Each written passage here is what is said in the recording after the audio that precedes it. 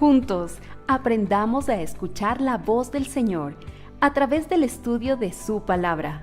Aprendamos a obedecer sus principios y que su verdad se establezca en nuestras vidas. Vamos a alabar al Señor.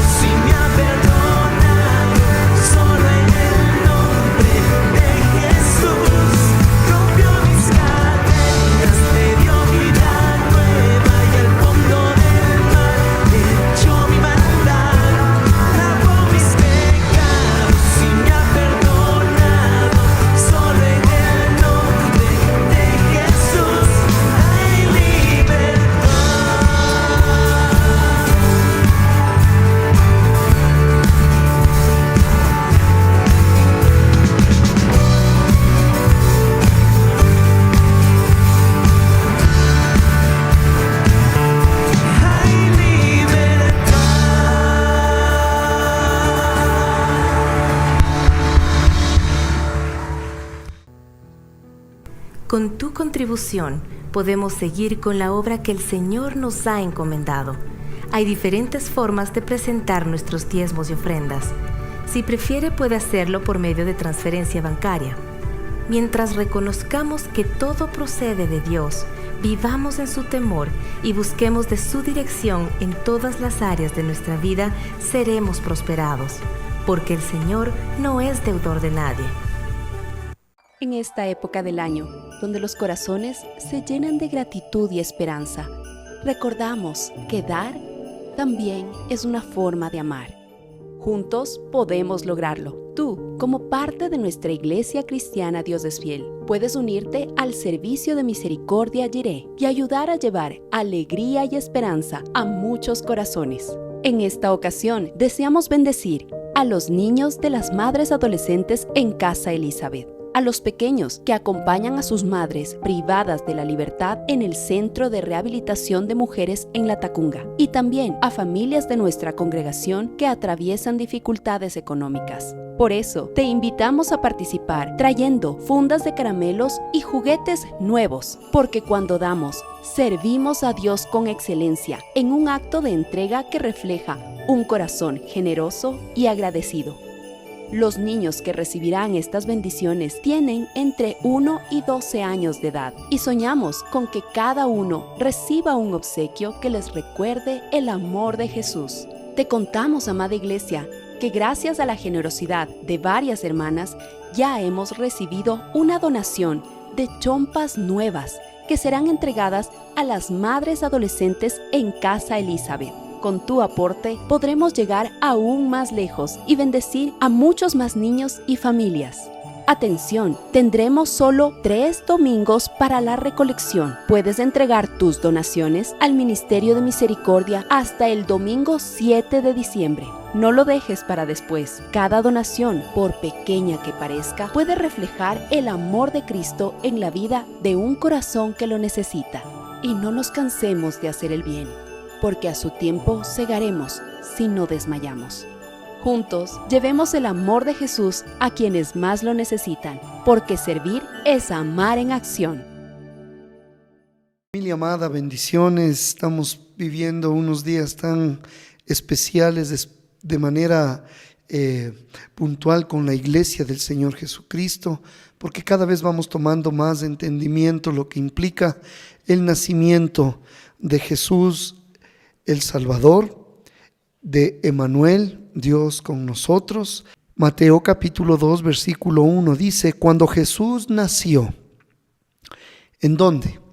En Belén de Judea. ¿En qué tiempo? En días del rey Herodes. Quisiera que por favor entendamos qué relación, qué similitud encontramos entre Herodes y el dominio de Satanás. Para eso nosotros debemos entender que Dios interviene siempre en la historia e interviene en tu historia y en la historia de tu familia, siempre. Pero no solamente interviene Dios, muchas veces también lo hace Satanás.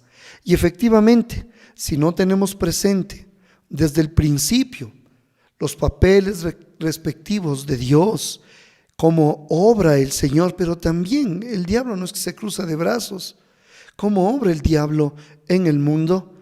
El Evangelio de Mateo, si no tomamos en cuenta esto, perderá mucho de su sentido. Porque el ministerio público del Mesías empezó, si usted recuerda, con un enfrentamiento directo por parte de Satanás. Usted lo puede ver ahí en Mateo capítulo 4. Usted ve la tentación que experimenta nuestro Señor a través del tentador, Satanás, el diablo. Y empieza con esa tentación el ministerio del Señor y termina con su entrega de sí mismo al dominio satánico. Ahí en Lucas capítulo 22, versículo 53 dice: habiendo estado con vosotros cada día en el templo, no extendisteis las manos contra mí, mas esta es vuestra hora y la potestad de las tinieblas. Vemos que al comenzar el ministerio, al terminar el ministerio, el enemigo siempre estuvo presente. Con todo esto, los autores de los evangelios quieren hacernos entender que todo el ministerio de Jesús, y por extensión todo el ministerio de la iglesia, del cuerpo de Cristo, tiene que ver con una lucha entre Dios y el diablo. La maniobra diabólica está en el trasfondo de toda la narración de Mateo, y corremos el riesgo de interpretar esta de una forma demasiado superficial. si detrás de las apariencias no vemos la presencia de estos poderes ocultos? Porque nosotros, como dice la palabra, no luchamos contra sangre y carne. Y Jesús mismo no luchaba contra sangre y carne, sino contra los principados, contra las potestades, contra los gobernadores del mundo de las tinieblas, contra las huestes espirituales de maldad en las regiones celestes. Mientras Dios estaba preparando, amados hermanos, la escena para la entrada de su Hijo, precioso Hijo, a este mundo, también el diablo preparaba a sus protagonistas. Claro está que ellos no eran conscientes de su papel, hablando en este caso del mismísimo rey Herodes. Lo mismo que muchos de los antepasados de Jesús no reconocían esa participación, ese dejarse guiar incluso por el diablo, pero no por eso dejaban de ser agentes usados por esa voluntad diabólica. Por lo tanto, los hombres todos, por naturaleza, como dice la palabra, aquel que no está en Cristo no es un hijo de Dios, es hijo del diablo. La enseñanza de Jesús es precisamente esta. Hijos del diablo son todos los que hacen las obras del diablo. Usted recuerda las palabras del Señor. El Señor hablaba al pueblo y les decía al pueblo judío y religioso: vosotros sois de vuestro padre el diablo, y los deseos de vuestro padre queréis hacer.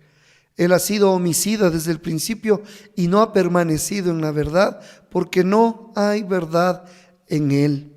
Amados, y seamos honestos, antes de haber llegado a los pies de Cristo, ¿quién de nosotros no ha sido guiado, manipulado, usado por el mismísimo diablo? De hecho, entendemos a la luz de la palabra que todo hombre busca los intereses del mundo, de la carne y del diablo. Y por tanto, todos somos de una u otra manera sin Cristo. Una vez más, guiados, manipulados y usados por el enemigo. El mundo entero está en las manos del maligno, dice el apóstol Juan, ahí en 1 Juan 5:19, dice: sabemos que somos de Dios y el mundo entero está bajo el maligno. ¿Te das cuenta? El mundo entero está bajo el maligno, con excepción de aquellos que estamos en Cristo. De ahí proviene la necesidad de la intervención divina en el mundo por medio de un Salvador, por medio de un Mesías. Cuando Jesús nació en Belén de Judea en días del rey Herodes. Cuando Mateo narra el enfrentamiento de Jesús y el diablo ahí en el desierto, tú recuerdas la predicación de la tentación del Señor, no se pone en tela de juicio el hecho del dominio de Satanás como príncipe de este mundo, no, se da por sentado. El diablo dice que le dará a Jesús todos los reinos del mundo a cambio de su adoración. Y Jesús no niega que tenga la autoridad como la tiene en este mundo. El Señor reconoce implícitamente que lo que el diablo le está ofreciendo en realidad le pertenece a Jesús, por lo tanto desafía al mismo diablo. Los dos saben que el propósito de Jesús es el de arrebatarle su autoridad y principado, pero este mismo propósito implica, amados, que el diablo tenía previamente esa autoridad. Ahora bien, uno de los reinos sobre los cuales el diablo ejercía su dominio era Israel, y uno de sus agentes era Herodes. Recuerde que estamos en Mateo 2:1. En el momento de las tentaciones, ahí en Mateo 4, se exterioriza una lucha que ya se venía dando incluso desde el momento del nacimiento de nuestro Señor Jesucristo, porque fue desde entonces cuando el diablo empezó a inmiscuirse en el plan divino para la salvación del mundo. Ahí lo tiene a Herodes, un instrumento, un agente, una persona que está siendo usada por el diablo. Detrás de todo esto está el diablo. Si Dios eligió a José para ser el instrumento humano para la protección de este niño Mesías, el diablo también hizo lo propio con Herodes, para hacer de él el instrumento de su destrucción. Los romanos habían dado a Herodes el mismo título que Jesús recibiría después de parte de Pilato. ¿Cuál era ese título? Rey de los judíos. Porque el padre de mentiras, si te has dado cuenta, sabe muy bien crear imitaciones o alternativas siniestras de las obras de Dios. En nombre de Dios, el sumo sacerdote iba a condenar a muerte al Hijo de Dios. ¿Tú recuerdas?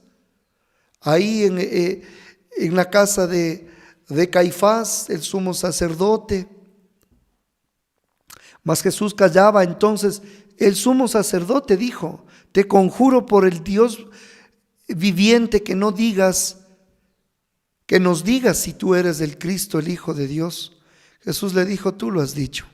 Amados, vemos a Herodes usado por el diablo, vemos a todo aquel que está lejos del Señor, incluso vemos a líderes religiosos, como sucedió antes de ser crucificado, demostrando así que no suelen ser las grandes religiones organizadas las que cumplen los propósitos divinos, no necesariamente.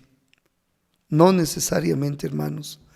Y en nombre de la piedad, aquí vemos a Herodes que busca la oportunidad de matar al niño. Versículo 8 dice: y enviándolos a Belén dijo: id allá y averiguad con diligencia acerca del niño, y cuando le halléis, hacédmelo saber para que yo también vaya y le adore. Eso no era cierto. Buscaba la muerte del pequeño. Pero cuando decimos que Herodes era agente del diablo, ¿qué es lo que nosotros entendemos, amados? Claro está que no estamos hablando de una posesión diabólica, tal como encontramos, no sé, en los diferentes casos que vemos en los evangelios de personas que habían sido endemoniadas, poseídas por demonios. No estamos hablando de esa manera. Y tampoco queremos decir que el diablo pueda manipular al hombre como si éste fuera impotente bajo su mando, de ninguna manera. Pero de la misma forma en que el Espíritu Santo controla al creyente, y el Espíritu Santo controla al creyente no en contra de su voluntad, sino conforme a su disposición voluntaria a seguir los caminos de Dios. El hombre es responsable.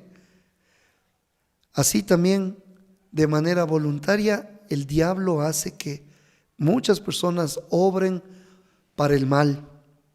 Esa es la condición del hombre caído, y esta era la condición de Herodes.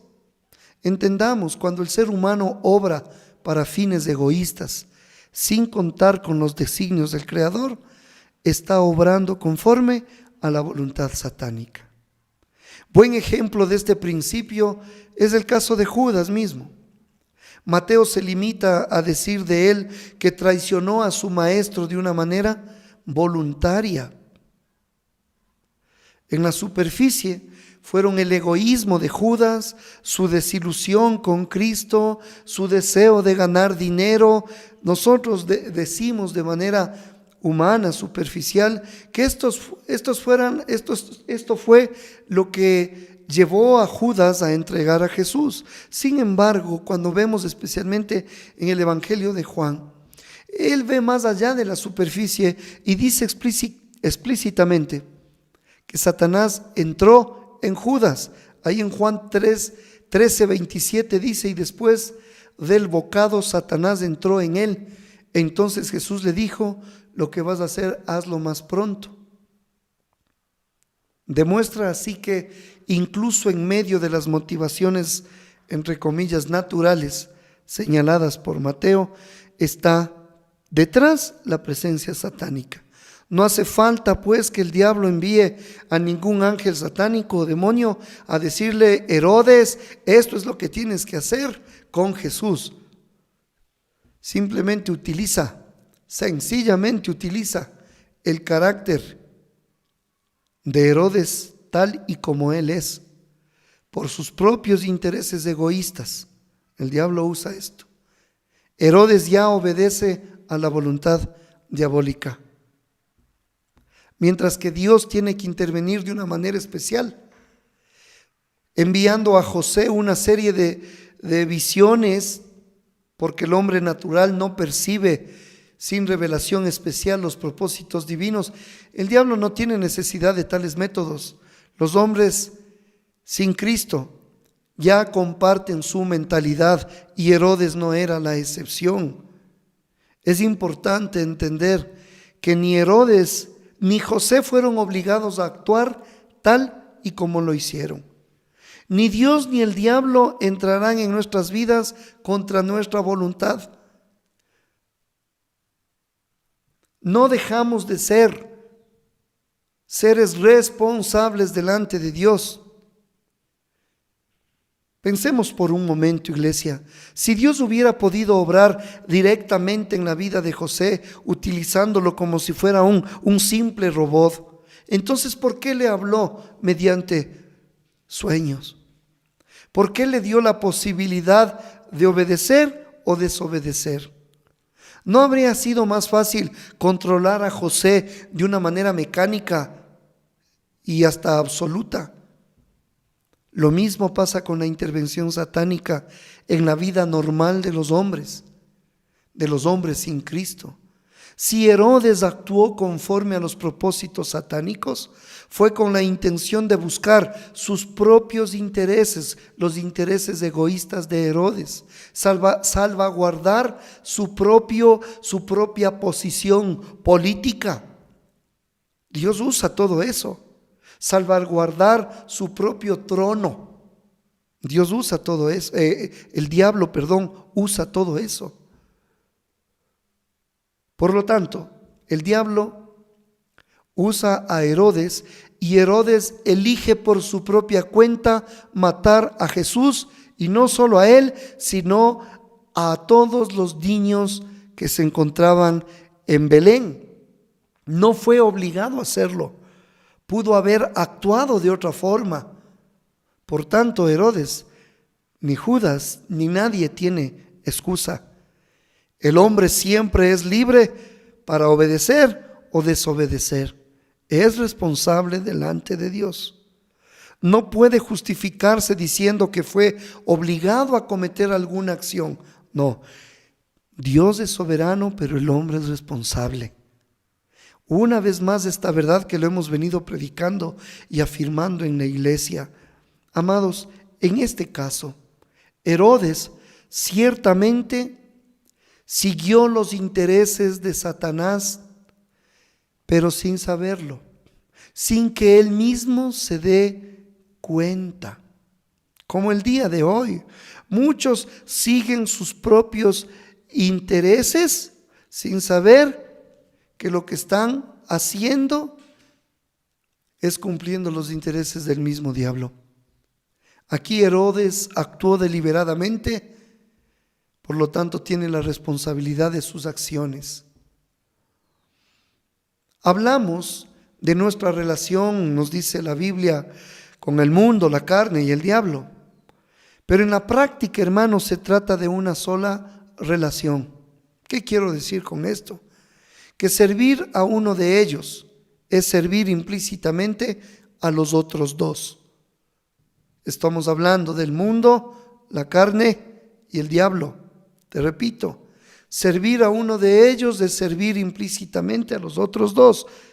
O también, digamos de otra forma, rechazar a uno es rechazar también a los otros dos. Recuerda, el mundo, la carne y el diablo.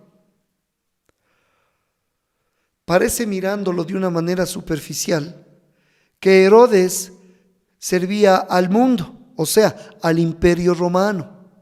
Servía a la carne, o sea, a sus propios intereses políticos. Pero cuando intentó matar a Jesús, en el fondo servía al diablo.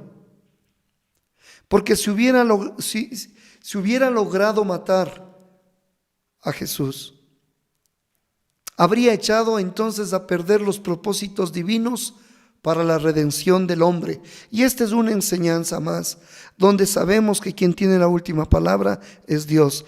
El diablo maquina, hace un montón de cosas, pero no aprende que es Dios quien tiene la última palabra.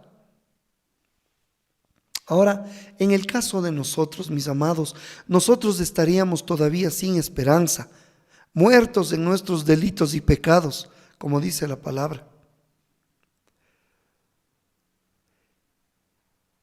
Pero vemos nosotros la gracia de Dios, la misericordia de Dios que se ha extendido sobre su pueblo. El ejemplo de José y de Herodes nos lleva a plantearnos por lo menos una pregunta importante. ¿A qué maestro servimos nosotros? ¿Servimos a Dios o al diablo? ¿Servimos a Jesucristo, el verdadero Rey de los judíos? ¿O a Herodes, un impostor? Tratemos de no dar una respuesta tan fácil.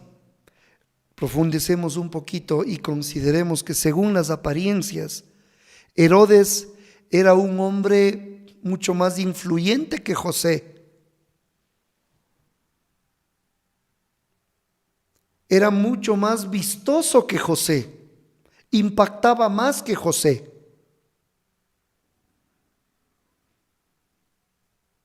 Herodes podía mostrar una fachada que influya a gran cantidad del pueblo mucho más que José. En nuestro caso, nosotros de igual manera podemos engañar a la gente con la fachada de religiosidad, de caridad, de importancia, de imponencia, pero lo que cuenta es el deseo fundamental en nuestras vidas de amar a Dios, amar sus caminos, de hacer su voluntad, lo cual manifestará en una obediencia inmediata, tal como sucedió con José, una obediencia inmediata a su palabra. Como ya hemos dicho, al hacernos la pregunta, ¿qué habría ocurrido si José no hubiera obedecido la voz de Dios? Vemos el significado y la enorme responsabilidad del ser humano. Y esta responsabilidad tenemos tú, la tengo yo en esta generación. La gran lucha entre el Mesías y el diablo, aunque ganada eternamente por Jesús en la cruz del Calvario, sigue librándose en nuestra sociedad y en nuestros días. Amados, somos agentes, somos personas que experimentan esta lucha. Es una lucha presente, como lo fueron para Herodes, como lo fue para José en una lucha pasada. ¿Obedecemos o desobedecemos? El versículo 2 dice, diciendo, ¿dónde está el Rey de los judíos que ha nacido? Porque su estrella hemos visto en el oriente y venimos a adorarle. ¿Dónde está el que ha nacido Rey de los judíos? ¿Dónde se encuentra? Hemos venido a adorarlo, dicen estos sabios de oriente. Y en contraste con Herodes, ¿qué clase de rey es Jesús? Amados, naturalmente Mateo no pretende darnos una respuesta detallada, completa en el transcurso de este capítulo 2, en el cual Jesús aún es un niño. Más bien, todo el evangelio será la elaboración de su respuesta. Todo el evangelio. Vemos nosotros el día en que fue bautizado nuestro Señor, la voz desde el cielo: este es mi Hijo amado, en quien tengo complacencia. Esta tarea del Mesías tendría que llevarse a cabo sorprendentemente con un siervo sufriente. En las tentaciones, Jesús mismo habrá de luchar interiormente para que en su cometido de establecer el reino de Dios quede descartado cualquier medio diabólico. El ganarse a la gente, ya sea supliendo sus necesidades materiales, deslumbrándolas con un poder espectacular, o siguiéndole el juego al príncipe de este mundo y empleando sus tácticas políticas. No, hermanos, su reino será establecido por otros medios, no como los que estaba usando Herodes, este impostor. El verdadero rey de los judíos, nuestro Señor Jesucristo. Su reino será establecido por otros medios. ¿Por qué? Porque tendrá otro carácter, otra esencia, distinta a la de Herodes. De hecho, el reino de nuestro Señor Jesucristo será un reino de justicia, y vaya a ver la cantidad de injusticias que cometió Herodes. Por tanto, lo primero que tienen que comprender aquellos que desean ser ciudadanos de este reino, la iglesia, es la naturaleza de la justicia. Esto es lo que caracteriza a este rey de los judíos, nuestro Señor Jesucristo. La naturaleza de la verdadera justicia, no como la naturaleza de la verdadera injusticia en el caso de Herodes.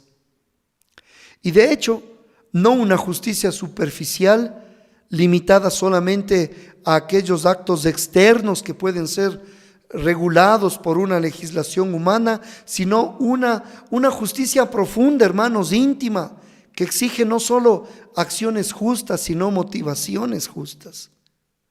Aquella justicia que procede de un corazón que ha sido tocado por el Señor, de un corazón regenerado. De ahí el contenido del primer gran discurso, como lo hemos predicado, el Sermón del Monte, es precisamente indicarnos cuál es la justicia de ese reino y cuáles son las características de estos bienaventurados. Será un reino establecido no por las agresiones de una tiranía, como era en el caso de Herodes, sino por el sufrimiento y la muerte del mismo rey, en este caso nuestro Señor Jesucristo. Este irá a la cruz a fin de redimir a su pueblo y trasladarlo de la potestad de las tinieblas a su reino eterno. Por eso mismo, cuando los apóstoles finalmente reconocen como quién es, tú eres el Mesías. Hubo un momento en el ministerio público del Señor. Tú eres el Mesías, reconocen los discípulos, el Hijo del Dios viviente. Fue ahí, después de que reconocen quién es Él, que Jesús empezó a declararles que debía ir a Jerusalén a padecer mucho de parte de los ancianos, de los principales sacerdotes, de los escribas, y ser muerto, ser resucitado al tercer día. Porque ese era su camino al trono, tan distinto al de Herodes. Amados, voy terminando y vayamos entendiendo algunas cosas que son importantes.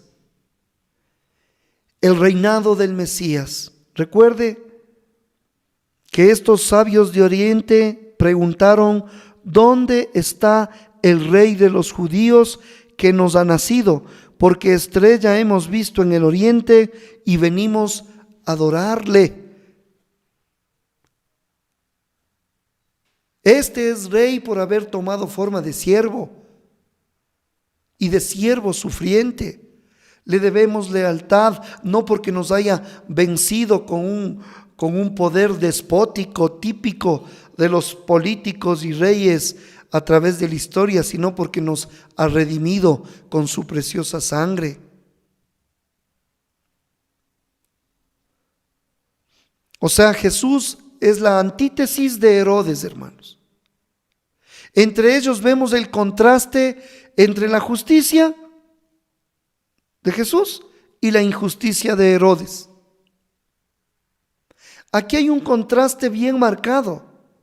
entre la autoridad de Jesús y la tiranía de Herodes, entre la verdad de Jesús y la mentira de Herodes, entre el amor genuino de Jesús y el egoísmo de Herodes, entre el sufrir de Jesús y el hacer sufrir de Herodes, entre la luz que es Jesús y las tinieblas que representa Herodes.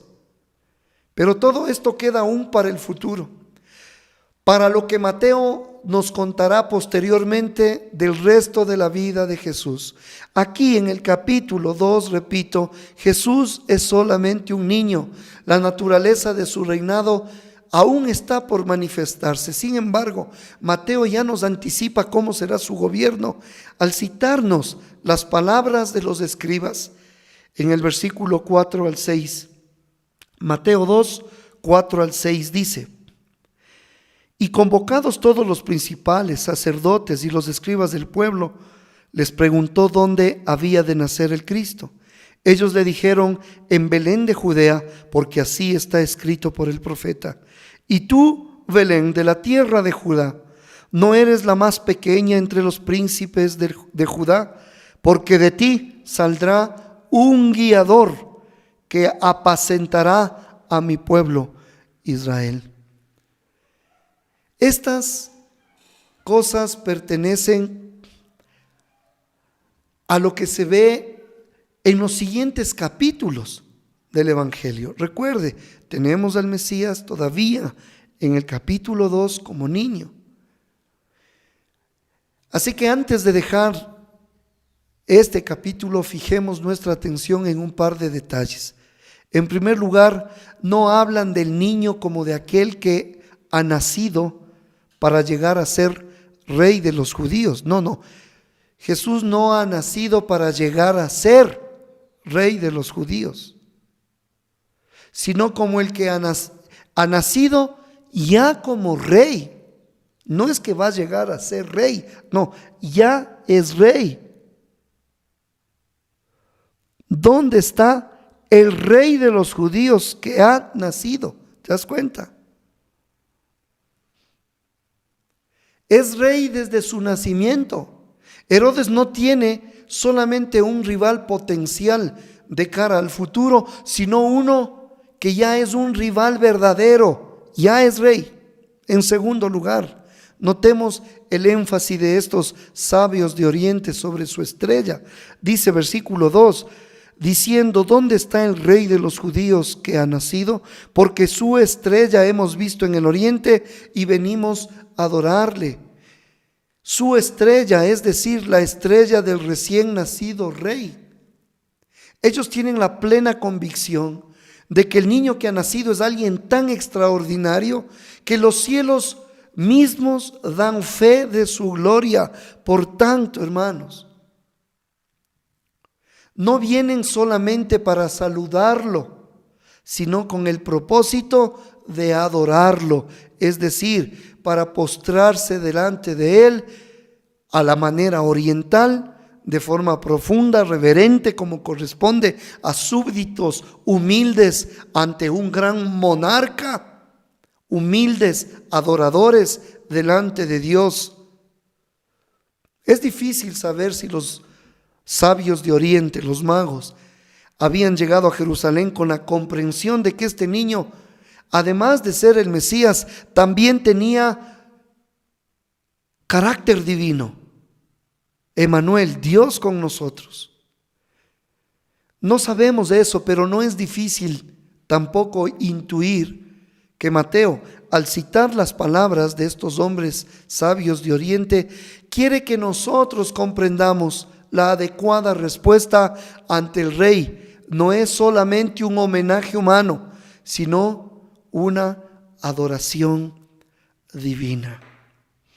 Señor, te damos gracias por poder entender el contraste que hay entre este mundo caído, donde el príncipe de este mundo es el diablo, donde usa a personas como Herodes, el contraste con el reino de Cristo, con la forma como debemos Tratar al Mesías no es un simple homenaje, es adoración.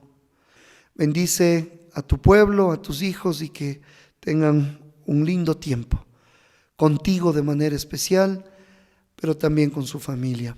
Que sean usados para predicar tu palabra. En el nombre de Cristo Jesús.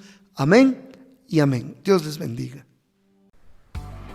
Este fue un discipulado en línea de la Iglesia Cristiana Dios es Fiel.